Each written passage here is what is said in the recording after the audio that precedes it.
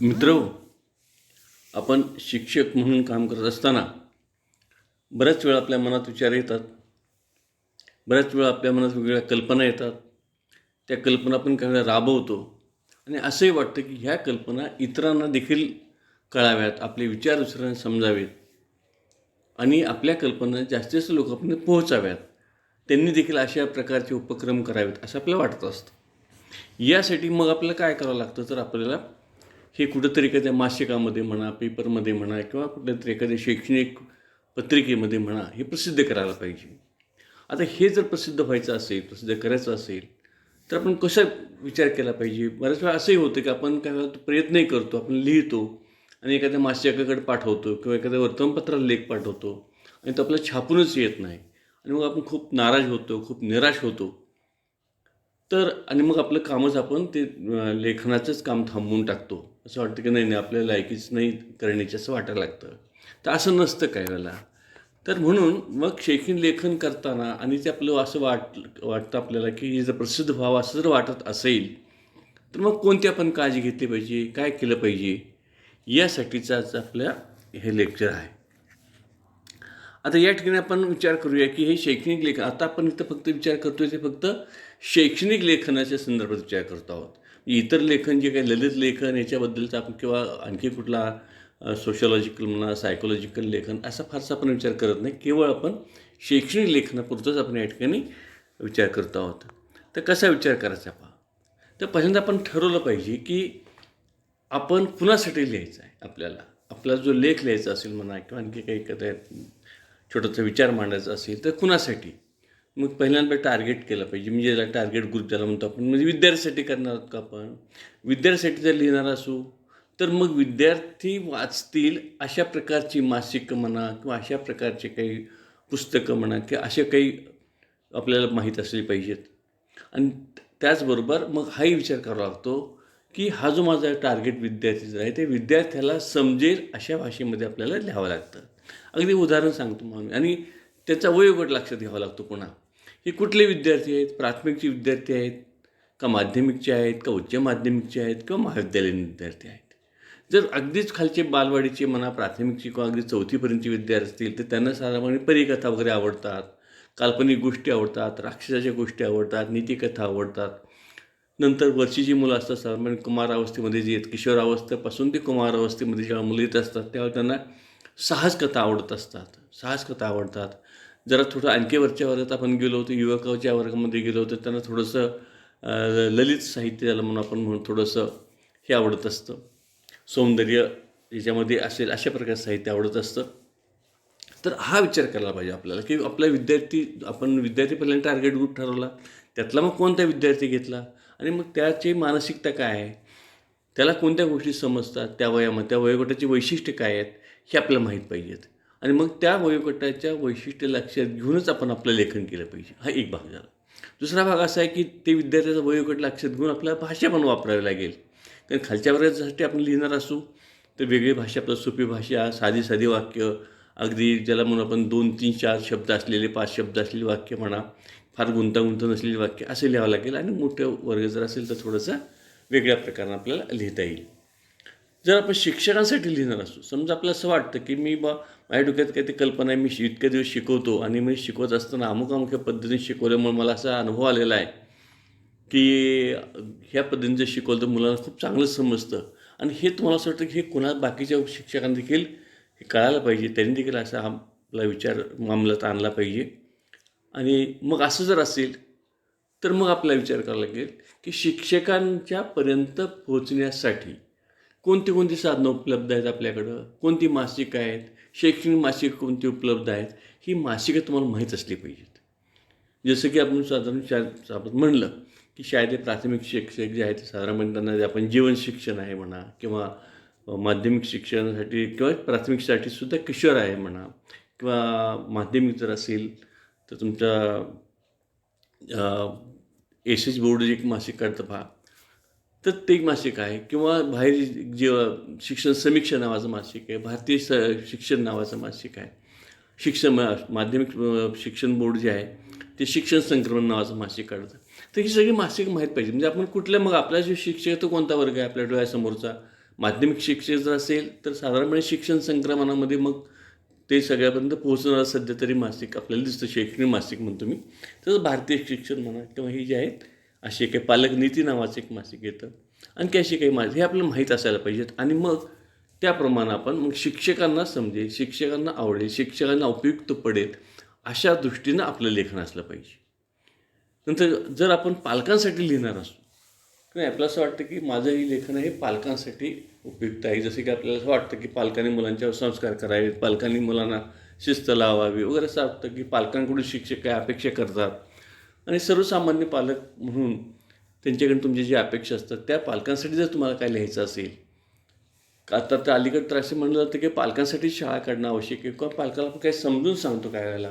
काही असं होतं की अलीकडे पालक खूप अतिमहत्त्वाकांक्षी आहेत, मुलांच्याबद्दल खूप अपेक्षा करतात, त्यामुळे मुलांना खूप ताण देतात आणि आपलं असं वाटतं ॲज ए टीचर की पालकांनी असं करू नये, मुलांच्यावरून आपल्या कल्पना लादू नयेत असं वाटत असतं आपल्याला. आणि हे त्यांच्यापर्यंत पोहोचवायचं असेल तर मग आपल्याला काय कुठल्या ह्याच्यातनं पोहोचवता येईल.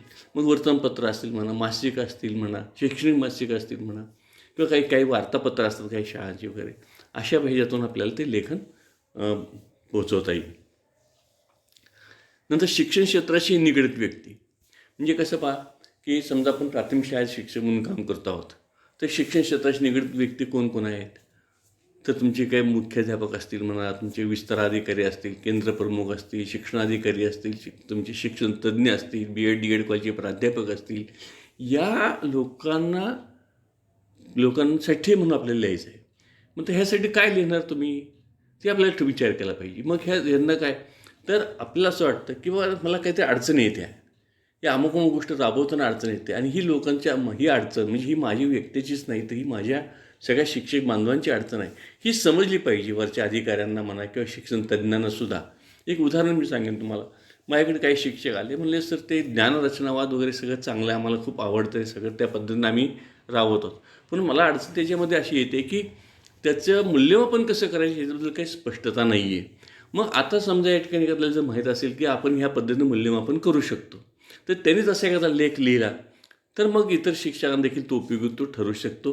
किंवा इतर जे शिक्षण क्षेत्रात काम करणारी माणसं आहेत ते काय तुम्हाला मार्गदर्शन करू शकतील. तुम्ही म्हणलात की नाही आम्हाला हे समजत नाही, कदाचित त्या व्यक्तींना कळेल की त्याची थोडीशी मर्यादा येते.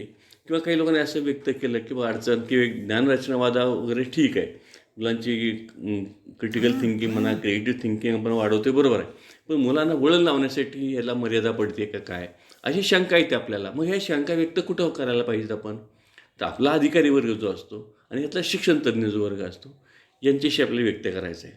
तर मी यांच्यासाठी आपल्याला लिहायचं आहे. तर हे आपण ठरवलं पाहिजे आपण कोणासाठी लिहितो आहोत.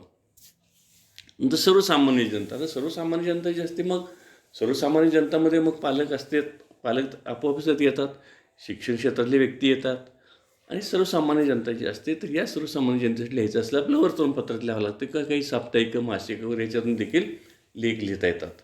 आता हे जे एकदम मी म्हणतो हा एकदा तुम्ही टार्गेट ग्रुप नक्की केला मग आपल्याला ठरवायला पाहिजे की आपण आता कशात लिहिणार आहोत, साप्ताहिक लिहिणार का मासिकात लिहिणार का आणखी कशात लिहिणार आहोत ते तुम्हाला ठरवावं लागेल. तर सर्वसामान्य जनतेपर्यंत जर पोहोचायचं असेल आपल्याला तर आपल्याला काय करावं लागेल, तर आपल्याला वर्तमानपत्राचा आधार घ्यावा लागतो. आता मग आता हे कशात लिहायचं मी म्हणतो तुम्हाला की सर्वसामान्य. आता कुठं लिहिणार आहात तुम्ही, मी म्हणतो तुम्हाला तुमचं टार्गेट ठरलं, टार्गेट ग्रुप तर ठरला. आता समजा आपण म्हणूया की पहिल्यांदा आपण विचार करू की वृत्तपत्रात आपल्याला लिहायचं आहे, तर मग काय काळजी घ्यायची, आपण काय विचार करायचा वृत्तपत्रात लिहिताना. तर पहिली गोष्ट आपल्याला वृत्तपत्र, वेगळ्या प्रकारची वृत्तपत्र माहीत असली पाहिजेत. प्रत्येक वर्तमानपत्राचा देखील एक व्यक्तिमत्व असतं, त्यांची एक वैशिष्ट्य असतात, लक्षात घ्या. त्यांची एक विचारसरणी असते आणि त्या विचारसरणीला धरूनच ते त्यांचं काम चाललेलं असतं. त्यांनी एक विशिष्ट फॉर्मॅट ठरवून घेतलेला असतो आणि त्या फॉर्मॅटमध्ये. तर यासाठी आपल्याला काय पाहिजे, मुळात म्हणजे आपलं वाचन पाहिजे, आपल्याला माहीत पाहिजे प्रत्येक वर्तमानपत्राचं.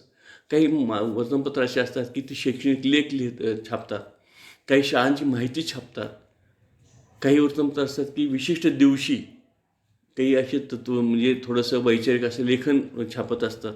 तर हे आपल्याला माहीत पाहिजे कोणतं वर्तमानपत्र काय करतं आणि मग आपण जे लेखन करू ते कुठल्या वर्तमानपत्रात पाठवलं. आपलं जर लेखन समजा वैचारिक पातळीचं लेखन असेल तर आपल्याला काय करायला पाहिजे, असं वर्तमानपत्र शोधलं पाहिजे की जे वर्तमानपत्र वैचारिक लेखन एखाद्या दिवशी छापतं.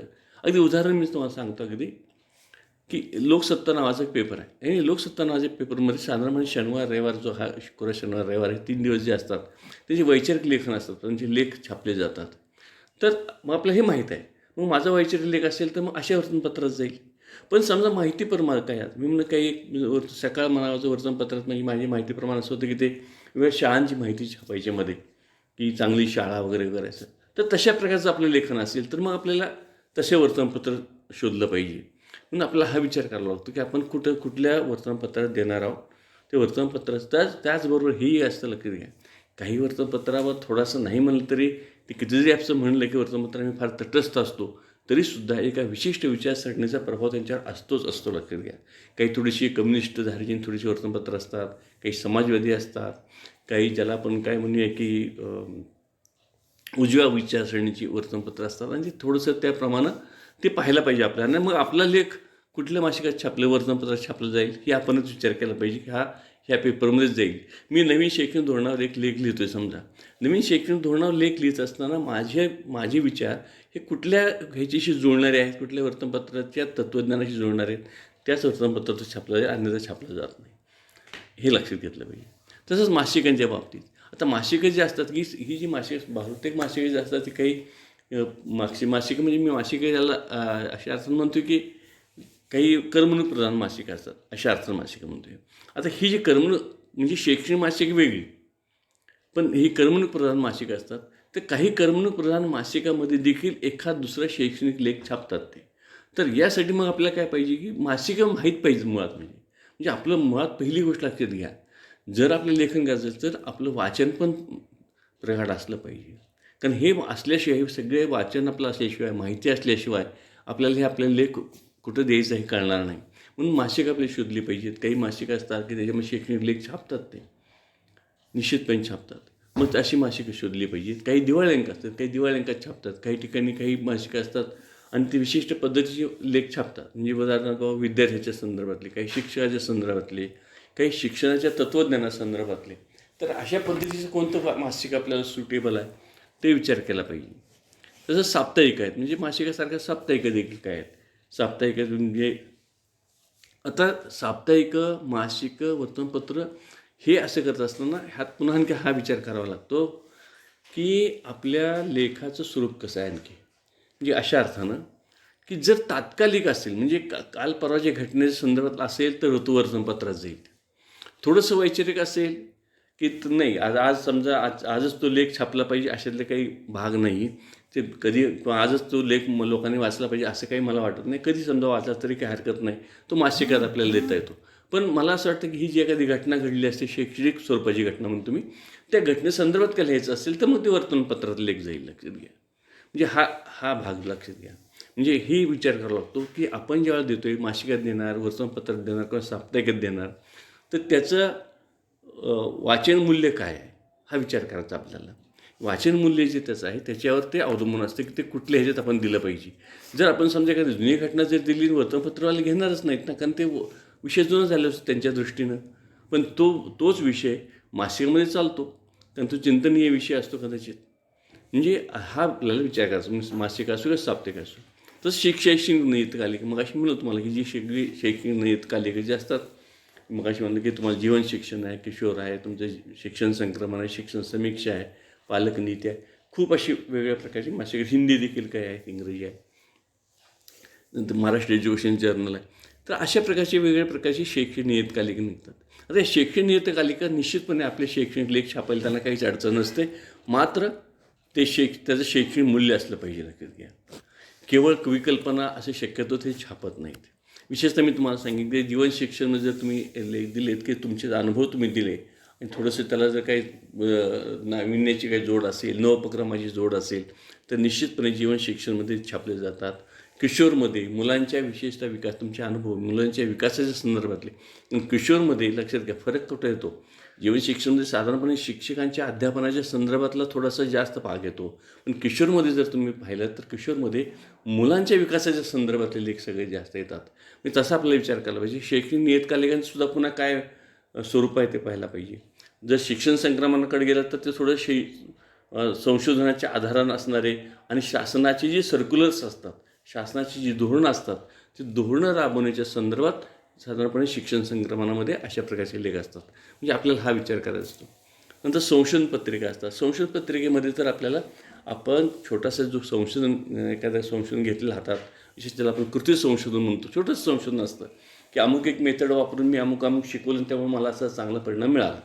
तर हा छोटासा तुमचा संशोधनाचा भाग असतो. त्याच्यावर आधारित लेख हा आपल्याला संशोधन पत्रिकेमध्ये देता येतो. त्याची एक विशिष्ट पद्धत असते लिहिण्याची. पहिल्यांदा तर थोडासा ते सारांश द्यायच्याला आपण म्हणतो की थोडक्यात मुद्दे द्यायचे असतात, शब्द कीवर्ड्स द्यायचे असतात, सारांश एक त्याचं फॉर्मॅट असतं. ते फॉर्मॅट माहीत करून घ्यायचं असतं. मग आता तुमचा लेख जर संशोधनपर असेल मग कदाचित थोडंसं फॉर्मॅटमध्ये दुर्लक्ष झालं तरीसुद्धा ते छापतात, लक्षात घ्या.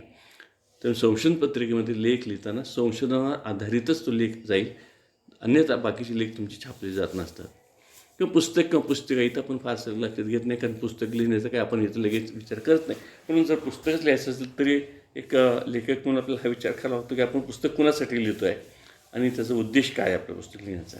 मी संदर्भ ग्रंथ लिहितो आहे का, मी टेक्स्ट बुक लिहितो आहे का, काही त्याला हेल्पिंग असं काय एखादं पुस्तक, सहाय्यकारी पुस्तक लिहितो आहे का, प्रात्यक्षिकाची मार्गदर्शिका लिहितो आहे, कशासाठी मी पुस्तक लिहितो आहे. कारण अशी पुस्तकं असतात की संदर्भ म्हणून लिहितात. संदर्भ म्हणून लिहिताना समजा तुमचे पाठ्यपुस्तक असतं, त्या पाठ्यपुस्तकाला मदत होईल शिक्षकाला आणि विद्यार्थ्यांना, अशा प्रकारचा संदर्भ आपल्याला विचार करावा लागतो. ते पुन्हा हे मगाशी जे आपण बोललो तेच पुन्हा सगळं विचार करावाच लागतो. कुणासाठी, कुठल्या विद्यार्थ्यासाठी, कुठल्या लेवलला, कुठल्या प्रकारचे संदर्भ त्याला द्यायचे. जर वरच्यातले विद्यार्थी असतील तर वेगळ्या प्रकारचे संदर्भ द्यावे लागतील तुम्हाला. त्याला गुणवत्तापूर्ण संदर्भ असले पाहिजेत, प्रमाणित संदर्भ असले पाहिजे वगैरे वगैरे. पण जर आपल्याला या ठिकाणी टेक्स्ट बुक लिहायचं असेल तर मग अभ्यासक्रमाप्रमाणे ते सगळं टेक्स्ट बुक तुम्हाला लिहावं लागतं. आता तो प्रकार आपल्याकडे येत नाही, कारण शासनच टेक्स्ट बुक देतं, त्यामुळे हा भाग फारसा आपल्याकडं तो येत नाही. पण काही वेळा काही लोक काय करतात की काही मार्गदर्शिका, म्हणजे मी गाईड म्हणत नाही, लक्षात घ्या, गाईडचा अर्थ वेगळा आहे. मार्गदर्शक अशा अर्थानं की काही असे असतात पहा, काही प्रात्यक्षिक असतात आणि ती प्रात्यक्षिक कशी करावीत. म्हणजे इव्हन 11वी-12वी मी असं पाहिलं की 11वी-12वीची प्रात्यक्षिक आहेत. ती प्रात्यक्षिकं कशी करावीत याच्या संदर्भात सुद्धा काही मार्गदर्शिका अशी लोकं काढतात. तर असं आपल्याला काढता येतं आणि अशा पद्धतीची पुस्तकं आपल्याला लिहिता येतात, लक्षात घ्या. आता विषयाची निवड, म्हणजे एकदा आपण ते प्रकाशन हे सगळं ठरवलं की नंतर हे करताना कोणती काळजी घ्यायची. तर आपण जे लिहितो ते उपयुक्त असलं पाहिजे. पहिल्यांदा युटिलिटी हा सगळ्यात फार महत्त्वाचा भाग असतो. ते म्हणजे कसं उपयुक्त म्हणजे काय, लगेच प्रत्यक्षात म्हणजे कुणाला, मी मग कशी म्हणत, मी कुणासाठी लिहिलं आहे, विद्यार्थ्यासाठी. तर विद्यार्थ्याला उपयुक्त ठरते का. जर शिक्षणासाठी लिहिलं असेल तर शिक्षण ते उपयुक्त आहे का तुम्ही लिहिलेलं. तर हा आपण जो विषय लिहितो आहे ते केवळ कविकल्पना ह्या तुमच्या सहजासहजी कोणी छापत नाही. मग ते ललित लेखनाकडे जाईल. तुम्ही ललित लेखन करणार असाल तिकडे एखादं मासिक छापेल. परंतु या ठिकाणी आपण जेव्हा शैक्षणिक लेखन जेव्हा म्हणतो त्यावेळेला त्या दृष्टीनं आपल्याला विचार करायला तो हे उपयुक्त किती आहे ते. नंतर प्रचलित व्यवस्थेतील प्रश्न आपण लक्षात घ्या. आपण आपली जी मर्यादा ठेवलेली आहे कुठं, शैक्षणिक लेखन करताना. हे शैक्षणिक लेख लिहिताना एवढ्याच पुरता आपण विचार या ठिकाणी करतो आहोत. तर प्रचलित व्यवस्थेतील प्रश्न, आता पहा, प्रचलित व्यवस्थेतील प्रश्न म्हणजे काय. तर सध्या समजा शाळा आहेत आणि शाळेमध्ये सध्या आता हे कोविडचा काळ आलेला आहे, त्याच्यामुळे काही प्रश्न निर्माण झालेले आहेत. काही ऑफलाईन शाळा चालू आहेत तर काही ऑनलाईन मुलं येत आहेत, काही निम्मे येत आहेत, काही येत नाहीत. मग त्या मुलांना कसं जुळवून घ्यायचं. उद्या जर समजा 4थीतली मुलं आली, 5वीत आले तर निम्मी मुलं घरी बसून त्यांनी केलेले, काही मुलांनी शाळेत येऊन केलेलं आहे, त्या मुलांना एकत्र कसं आणायचं, असे काही प्रश्न वेगळे निर्माण झाले असतात, लक्षात घ्या. किंवा एखादं सर्क्युलर देऊन त्या सर्क्युलरचा काही परिणाम सगळ्या व्यवस्थेवर होत जात असतो. मग हे जे प्रश्न असतात ह्या प्रश्नावर आपल्याला लेखन करता येतं, कारण हे महत्त्वाचे प्रश्न असतात, लक्षात घ्या. की आम्ही म्हणलं तुम्हाला की कोरोना काळानंतरचं अध्यापन खूप शिक्षकांच्या दृष्टीनं आता खूप चॅलेंजिंग गोष्ट आहे. कारण विद्यार्थ्यांना सवय लागलेली आहे, विद्यार्थी लिहायलाच तयार नाहीत. विद्यार्थी केवळ ते बघायला त्या ह्याच्यावर बघून फक्त ते फार तर अगदी काय म्हणून आपण त्याला वस्तुनिष्ठ प्रश्न सोडवतात, दीर्घोत्तर प्रश्न सोडवायला तयार नाहीत. मग कसं त्यांचं लेखन कसं सुधारता येईल बाबा, काय प्रॉब्लेम होतील. तसं आता SC बोर्डनं काय केलं, 3 तासाऐवजी पेपर आणखी 3.5 तासाचा पेपर केला, 8 तास वाढवून 8 तास वाढवून दिला. हा तात्पुरतं सोल्युशन झालं. पण सुधारता कसं येईल, त्यांचा वेग कसं वाढवता येईल, असे काही प्रश्न निर्माण होतात व्यवस्थेमध्ये. आणि मग ते प्रश्न कसे सोडवता येतील आपले मग कल्पना असेल. तुमचे त्या प्रश्नाचं उत्तर तुम्ही सगळं तुमचं दिलेलं तेच सगळे नुसतं स्वीकारावं असं नसतं. पण निदान तुम्हाला जे सुचलेलं असेल, तुम्हाला जे वाटतं त्या प्रश्नाच्या संदर्भात, ते तुम्ही सोल्युशन त्या ठिकाणी देऊ शकता. नंतर शिक्षण व्यवस्थेला पुढे नेणारे प्रश्न, म्हणजे मग म्हणलं की तुम्हाला आता सध्या फक्त एक तर प्रश्न जे काही उपस्थित करायचे अडचणी फक्त मांडल्या, पण हा पहिला भाग झाला. पण असेही प्रश्न असतात की आपल्याला कसं पुढं जाता येईल. आता मी म्हणलं तुम्हाला करोनोत्तर काळामध्ये पुढं कसं जाता येईल आपल्याला, असे प्रश्न निर्माण झाले तर पुढं कसं जाता येईल, या मुलांचं मूल्यांकन कसं करता येईल, अशा पद्धतीचे काही प्रश्न, जे प्रश्न निर्माण होऊन म्हणजे प्रश्न देखील आपल्याला पडले पाहिजेत आणि त्या प्रश्नाची सोल्युशन देखील आपल्याला सांगता आली पाहिजेत. तर हे ते व्यवस्थेला पुढे नेणारे प्रश्न आहेत. म्हणजे नुसतं मी सांगितलं अडचणी ह्या आहेत, सध्या कोरोना काळामुळे आम्हाला ह्या अडचणी येतात, हा सुद्धा लेख होऊ शकतो लागते, ह्यात काहीच अडचण नाही, गैर काही नाही. पण हा देखील त्याच्याही पुढं आपल्याला गेलं पाहिजे की व्यवस्था पुढं कशी जाईल, मग ह्याच्यातून पुढं कसं जायचं, कसा मार्ग काढायचा. तर त्या दृष्टीनं आपल्याला आता या ठिकाणी नवीन शैक्षणिक धोरण आले. नवीन शैक्षणिक धोरण आल्यानंतर तर हे सगळं त्यांनी म्हणलं की बालवाडी ह्याला जोडायची आहे, आता प्राथमिकला जोडणार आहे. मग हे जोडायचे असेल तर मग पुढं कसं जायचं, काय प्रश्न निर्माण होणार आहेत आणि त्या प्रश्नातून आपण पुढं कसं जाणार आहोत, कसा प्रश्न सोडता येईल. किंवा त्यांनी असं म्हणलं की एक लीड स्कूल असणार आहे आणि त्या बाकी शाळेला जोडायच्या. हे जर शाळा जोडायच्या असतील तर मग कसे प्रश्न ते जोडायचे, त्या शाळा काय करता येईल आपल्याला जोडताना, कुणाची जबाबदारी काय कशी ठेवता येईल, अशा पद्धतीचे काही प्रश्न उपस्थित करून त्याच्यावर आपल्याला लेखन करता येईल. नंतर नवीन वेगवेगळ्या प्रकारचे प्रवाह आलेले असतात. मग काही संकल्पनात्मक प्रवाह येतात, काही व्यवस्थेच्या संदर्भातले काही येतात, काही प्रत्यक्ष प्रात्यक्षिकाच्या संदर्भातले प्रवाह येतात असतात, काही व्यवस्थाच आता पहा, जसं की तुम्हाला ज्ञान रचनावाद हा नवीन प्रवाह आला अलीकडच्या काळामध्ये. म्हणजे आता तो जुनाच होत चालला, पण नवीन अलीकडे 10-15 वर्षात आपल्याकडं जास्त जोरात प्रवाह आला. ब्रेन बेस्ड लर्निंग ज्याला म्हणतो आपण, मेंदू आधारित शिक्षण नावाचा प्रवाह आला. हे जे आहे ते ह्याच्यावरचे काही आपल्याला लेखन करता येतं. त्याचबरोबर काही वेळेला व्यवस्थेमध्ये काही प्रश्न आहेत, जसं तुम्ही ॲक्टिव्हिटी बेस्ड लर्निंग आलं. नंतर शाळा समृद्धी म्हणून एकमध्ये भाग आला होता. नंतर ॲक्टिव्ह महाराष्ट्रामध्ये आला होता ह्याच्यामध्ये. नंतर परत ह्याच्या तुमच्याकडं ज्याला काय म्हणू आपण की शाळेचं मूल्यमापन करण्याचा जो भाग आहे तो नवीन प्रवाह आलेला आहे, की शाळेचं मूल्यमापन कसं, जसं सॅक ज्याला आपण म्हणतो की सॅकला मग नंतर नाही, सॅक नाही म्हणलं की आता मग या ठिकाणी काय करायचं की त्या शाळांचं मूल्यमापन करण्यासाठी वेगळी योजना आपण आणली त्या ह्याच्यामध्ये. तर ह्या सगळ्या योजना नवीन नवीन सगळे प्रवाह असतात. या संदर्भात मग काय ह्या नवीन प्रवाहाच्याबद्दल काय लिहावं लागेल आपल्याला, हे नवीन प्रवाह आहे कसा राबवायचा, त्यात कोणत्या अडचणी येतील, कसे त्याच्यातून बाहेर पडता येईल वगैरे वगैरे, अशा पद्धतीने आपल्याला त्याच्यावर लेखन करता येईल. नंतर संशोधनावर आधारित जे काही आपण संशोधन करू, ते संशोधन आधारित आपल्याला लेखन, विशेषतः अलीकडे आपण महाराष्ट्र शासन आपल्याकडे खूप चांगलं काम करतं, SCRT, ज्याच्यामध्ये शिक्षकांसाठी नवोपक्रमाच्या स्पर्धा असतात. खूप शिक्षक आता त्यामध्ये काम करत आहेत. आणि मग आपलं जे संशोधन आहे त्या संशोधनावर आधारित आपल्याला लेख लिहायचा. तर ते देखील दुसरं, कारण ते तुम्ही जे संशोधन केलं असतं ते संशोधन, त्याचे निष्कर्ष असतात ते इतर शिक्षकांना उपयुक्त ठरतात, अशा अर्थाने त्याची उपयुक्तता असते लेखन. नंतर स्वानुभव आणि स्वअभ्यासावर आधारित, प्रत्येक वेळा संशोधनावरच आधारित असला पाहिजे असं नाही, कारण स्वतःचा अनुभव असतो, लक्षात घ्या.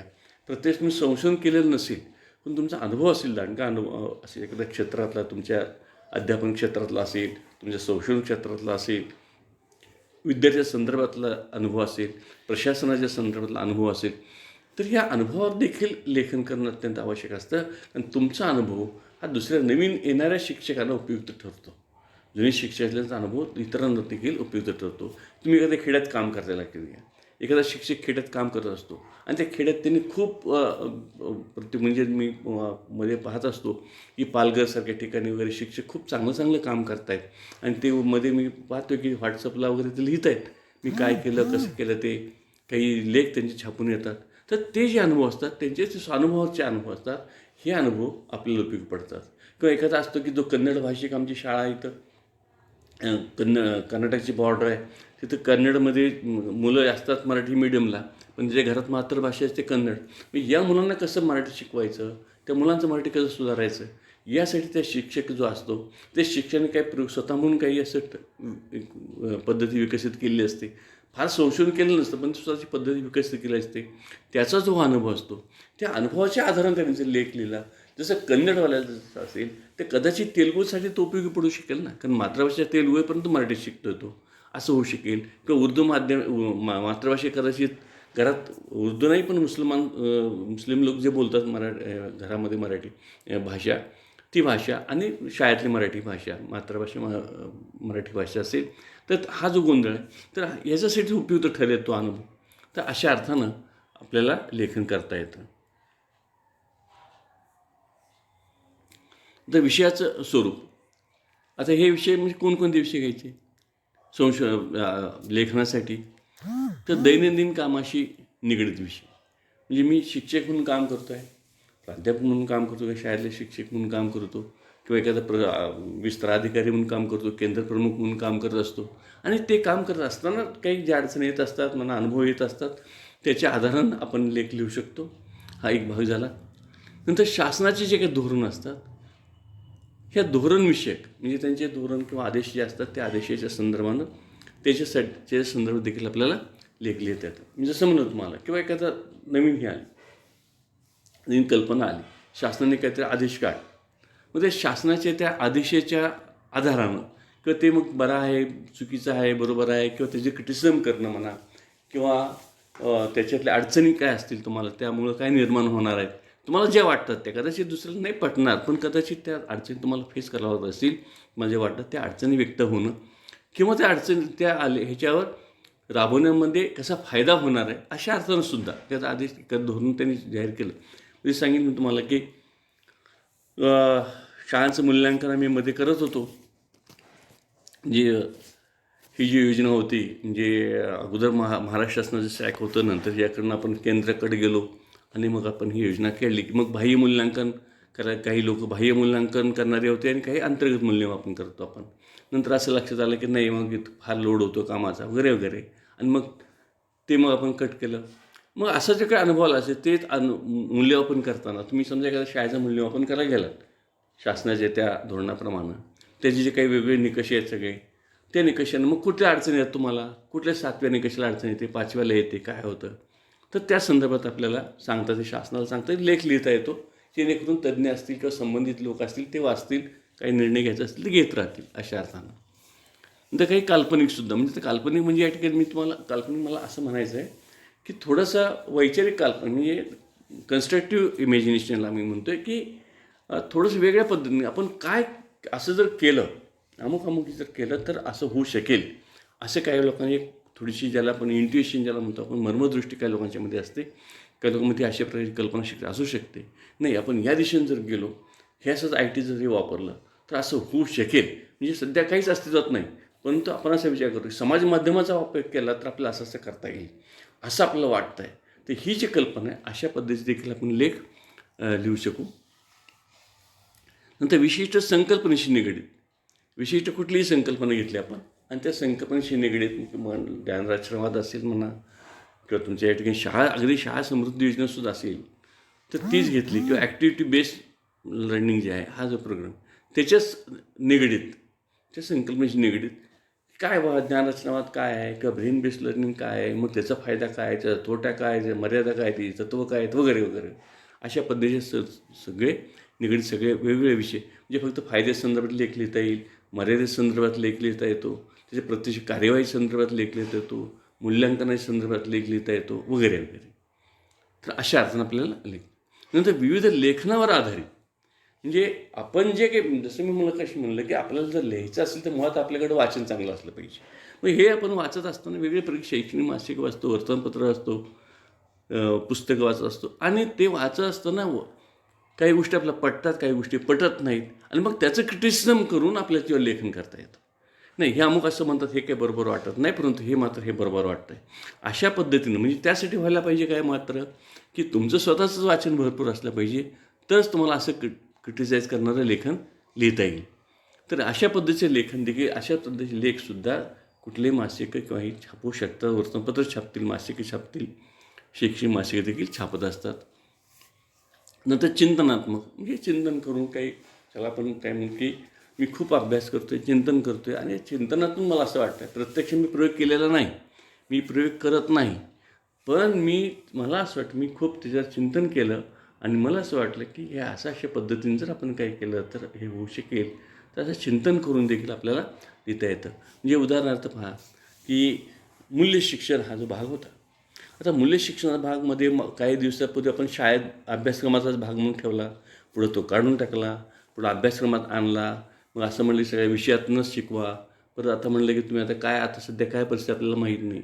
मग आपण काय केलं की मूल्य शिक्षणाच्या संदर्भात तुमचं चिंतन काय, तुम्हाला काय वाटतं, वैयक्तिक आपल्याला काय वाटतं की कसं द्यावं, की असं वाटतं का? आता मला स्वतःला असं वाटतं की सध्या ह्या ऑनलाईन शिक्षणानं काय होतं की ऑनलाईन शिक्षणानं कदाचित जे इन्फॉर्मेटिव्ह सब्जेक्ट आहेत हे आपल्याला चांगलं शिकवता येतात नाही असं नाही, परंतु मूल्य शिक्षण मुलांच्यामध्ये कसं रुजवावं ह्याचा आय टीचा वापर करून ह्या सगळ्या, तर ह्याचं आपल्याला चिंतन करायला पाहिजे की काय करता येईल. कारण आता सध्या तर आपल्याला काही करोनामुळे आपण त्या शाळेत मुलं येत नाहीत. ह्याचं मूल्य शिक्षण तर व्हायला पाहिजे, मूल्य रुजवली पाहिजेत.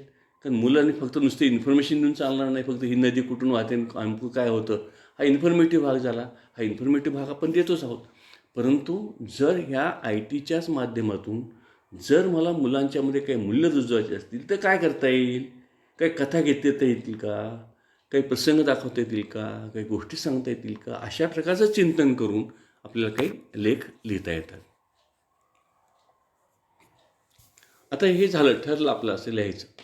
तर त्या विषयाची मांडणी कशी करायची, तर पहिल्यांदा मी म्हणतो भाषेमध्ये सोपेपणा पाहिजे.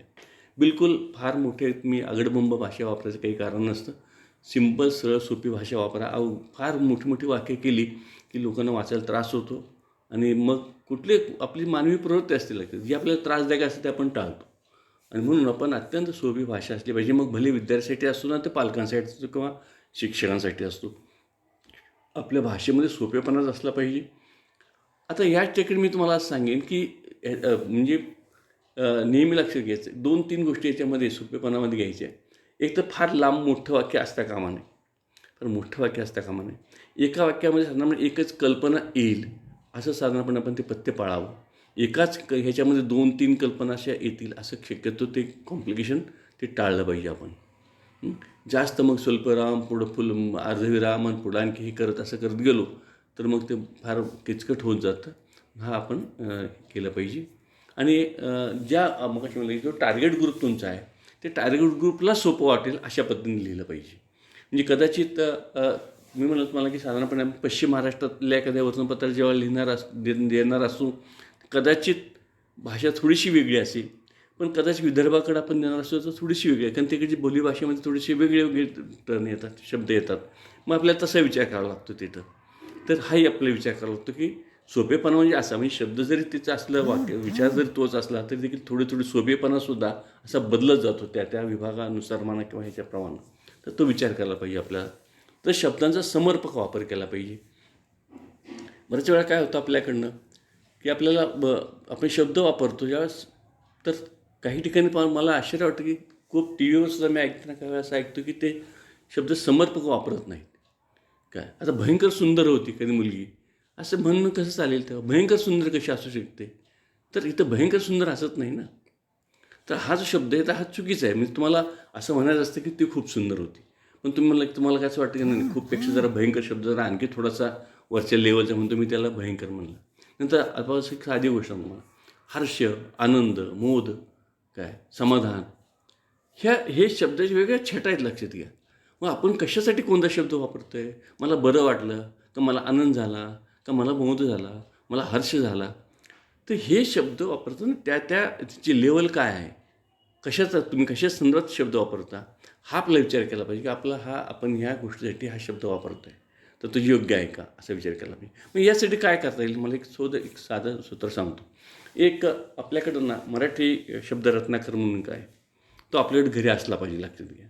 कारण काय होतं बऱ्याच वेळेला आपल्याला जे म्हणायचं असतं ना, मग नंतर आपल्याला कळतं की हा शब्द इथं नाही बरोबर वाटत, पण मला दुसरा शब्द सुचतच नाही मग तिथं.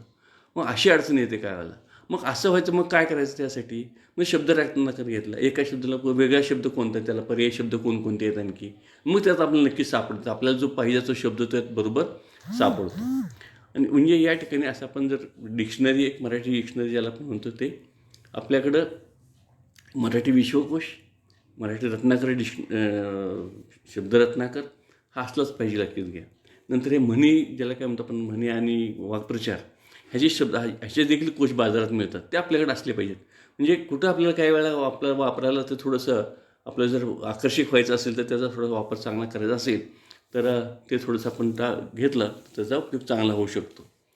नंतर नेमकेपणा आणि अचूकपणा हे तर अगदी प्राथमिक तत्त्व आहे त्यातलं, की ते आपण जे लिहू ते नेमकेपणाने लिहिलं पाहिजे आणि अचूकपणे. नेमकेपणाने लिहिलं नाही, तुम्ही फापट बसा लिहिलं तर ते काही होत नाही, चुकीचं होतं लक्षात घ्या. आणि अचूक असलंच पाहिजे. कारण अजूनही आपल्याकडं अशी श्रद्धा आहे साधारणपणे सर्वसामान्य माणसाची, छापलेलं ते खरं असतं. मग त्यांच्या श्रद्धेला तडा जाता कामा नये. म्हणून मग या ठिकाणी आपण जे काही लिहू ते अत्यंत अचूकच असलं पाहिजे. बिलकुल त्याच्यामध्ये चूक असता कामा नये. तर मुद्देसूदपणा म्हणजे हा तो भाग असं आपल्याला पटण्यासारखा आहे.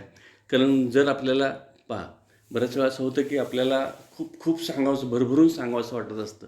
भरभरून बोलणं ठीक आहे, पण ते लिहायचं असेल आणि जर तुम्ही 10-10 पानं, 5-5 पानं जर लिहायला लागलात, तर ते वर्तमानपत्र म्हणा किंवा कुठलेही मासिक छापणार नाही. कारण प्रत्येक मासिकाची ह्याची एक मर्यादा असते. बाबा तुमचा लेख किती पानाचा, 1000 शब्दाचा आहे, 1500चा, 2000 शब्दांचा आहे. काही मासिकात स्पष्टपणे उल्लेख केलेला असतो, तेही आपण पाहिलं पाहिजे. प्रत्येक मासिक जेव्हा सांगताना ते सांगतात की तुमचा एक लेख जो आहे तो 100-1000 शब्दापर्यंत असावा, 2000 शब्दापर्यंत असावा आणि त्याचप्रमाणे आपण मग ते लिहिलं पाहिजे. त्यात आपल्याला बसवता आणि हे खरं कौशल्य आहे, लक्षात घ्या. हे आपण मुलांना देखील शिकवलं पाहिजे. लक्षात घ्या की आपला विचार नेमकेपणानं मांडता येणं हे फार कौशल्य आहे आणि अचूकपणाने आणि मुद्देसूदपणानं. म्हणजे मुद्देसूदपणानं ते आपलं म्हणणं मांडता येणं हे अत्यंत आवश्यक असतं. जसं बोलताना देखील तसंच असतं आवश्यक आणि लिहितानासुद्धा.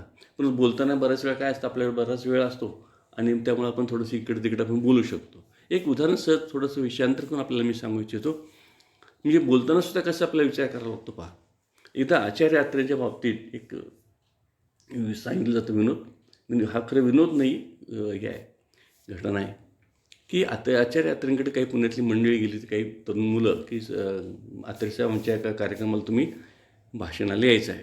आता आत्रे म्हणजे फार प्रसिद्ध व्यक्ती आणि प्रसिद्ध वक्ते होते ते. ती 2-2 तास, 3-3 तास देखील ते चांगलं फार उत्तम बोलू शकत असत. म्हणजे आमच्या पिढीला तर हे माहीत आहे की आचार्य अत्रे किती प्रचंड मोठे त्यांचं व्यक्तिमत्व, त्यांचं वक्ते, त्यांची पुस्तकं तुम्ही वाचली तुमच्या लक्षात येईल, त्यांची भाषणाची पुस्तकं. तर झालं असं की आचार्य अत्रेंनी त्यांना विचारलं की मला किती वेळ बोलायचा आहे. की त्याप्रमाणे मी हे बोलतो. तर म्हणलेच नाही तुम्ही काय कितीही बोला म्हणजे तसं काही नाही, म्हणजे आमच्याकडे म्हणणं नाही. ठीक आहे म्हणले. पण त्या मुलांना शंका अशी आली की आचार्य अत्रेंनी आपल्याला असं का विचारावं वरती. ते तर खरं म्हणजे एवढे मोठे वक्ते त्यांनी कशाला विचारावं आपल्याला किती वेळ बोलायचं म्हणून. म्हणून त्यांनी क्युरियोसिटी म्हणून अत्रेंना विचारलं की तुम्ही असं का विचारलं, असं का विचारता तुम्ही. तर त्यांनी काय सांगितलं माहिती आहे का, जर मला 10 ते 20 मिनटंच बोलायचं असेल तर मला 2 ते 3 तास विचार करावा लागेल. जर मला 1 तास बोलायचं असेल तर मला 1 ते 1.5 तास विचार करावा लागेल. आणि जर मला कितीही बोलायचं असेल तर मला काही विचारच करावा लागणार नाही. आता ह्यातला मतेचा अर्थ समजावून घ्या. याचा अर्थ असा आहे, जर आपल्याला नेमकेपणाने विचार मांडायचा असेल तर आपल्याला खूप विचार करावा लागतो. इथंसुद्धा लिहिताना आपल्याला मुद्देसूदपणा जो आहे तर आपल्याला आपलं म्हणणं जे काही आपल्याला आज सांगायचं ते सगळं मुद्देसूदपणानं आलं पाहिजे, आटोपशीरपणा त्यामध्ये आला पाहिजे. पण फापट पसारा करून चालत नाही, लक्षात घ्या. नंतर अद्ययावत आणि प्रमाणित संदर्भ. म्हणजे जेव्हा आपण लिहितो तर त्यावेळेस जेव्हा संदर्भ आपण देऊ, अमुक अमुक असे म्हणले, ते कोण म्हणले, हे कोण ग्रस्त आहेत, त्याचा तुम्ही उल्लेख करता, ते ग्रस्त माहीत आहेत का लोकांना, त्यांची काय पातळी आहे, शैक्षणिक पातळी काय आहे, त्या विषयाच्या संदर्भातलं त्यांचं ज्ञान काय आहे, त्याचा दर्जा काय आहे, किंवा एखाद्या पुस्तकाचा आपण संदर्भ देतो, कुठल्या लेखनाचा संदर्भ देतो, ते पुस्तक कुठलं आहे किंवा वर्तमानपत्र कुठलं आहे किंवा आणखी मासिक कुठलं आहे, त्याचा दर्जा काय आहे याचाही विचार करावा लागतो. म्हणून चांगले संदर्भ द्यावेत. म्हणून मी सांगितलं तुम्हाला की विश्वकोश तुमच्याकडे असला पाहिजे. आता विश्वकोश तर आता आपल्याकडं वैयक्तिक विकत घ्यायची तर काही गरज नाही, तर ऑनलाईनसुद्धा उपलब्ध आहे. त्यामुळे संदर्भ आपल्याला कुठं अडचण आली एखाद्या शब्दाची किंवा एखाद्या संकल्पनेच्या संदर्भातली, तर आपण डायरेक्ट विश्वकोशात जाऊन चौकशी पाहावं. तो अत्यंत प्रमाणित संदर्भ असतो, त्यामुळे मग चूक होत नाही.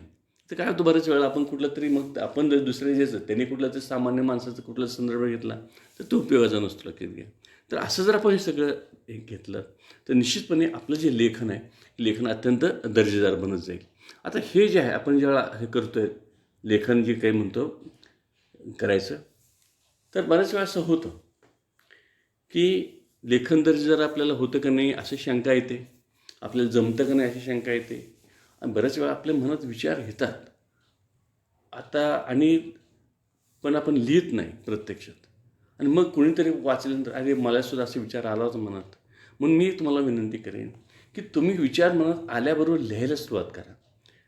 मी समजा आता लगेच लेखच लिहिला पाहिजे असं नाही. समजा एखादी कल्पना आली, ती कल्पना थोडीशी एका कागदावर लिहून ठेवा, ज्याला जॉटिंग म्हणतो आपण. असे कच्चे कागद राहतील कदाचित. मग जेव्हा लेख लिहायचा असेल तेव्हा त्या सगळ्या कागदाचा उपयोग आपल्याला करता येईल. कारण काय असतं पहा, कल्पना आपल्या मनात आली तरी ती काही वेळेला नंतर ती विसरून जाते. आम्ही म्हणतो त्याला की वाऱ्यावरती उडून जाते ती. तर ती उडून जाते. म्हणून असं होऊ नये म्हणून ही कल्पना लगेच आपण कागदावर उतरली पाहिजे. आणि मग आपण समजा अशा काही कल्पना उतरल्या किंवा काही आपण नंतर लेखही लिहिले, कधी वर्तमानपत्रात पाठवले किंवा मासिकाला पाठवून जर छापून आला नाही तरी आपण मग निराश होतो. जाऊ दे, आपल्याला काही जमतच नाही. कृपा करून ही कल्पना डोक्यानं काढून टाका. तो समजा एखादा लेख आपण वर्तमानपत्रात पाठवला, तो छापून आला नाही तरी तो लेख जपून ठेवा. तो कदाचित दुसऱ्या वर्तमानपत्रामध्ये किंवा आणखी काहीतरी कुठे येऊ शकतो. लक्षात, ह्याचा अर्थ असा नसतो त्यांनी छापला नाही म्हणजे तुमचा लेख दर्जेदार नाही, असं होत नाही. कदाचित वेगळ्या कारणांसाठी त्यावेळेला त्या वर्तमानपत्राची प्रायोरिटी वेगळी असेल, त्यामुळे कदाचित तुमचा लेख टाळला असेल किंवा त्या मासिकाची प्रायोरिटी वेगळी असेल म्हणून त्यांनी लेख टाळला असेल.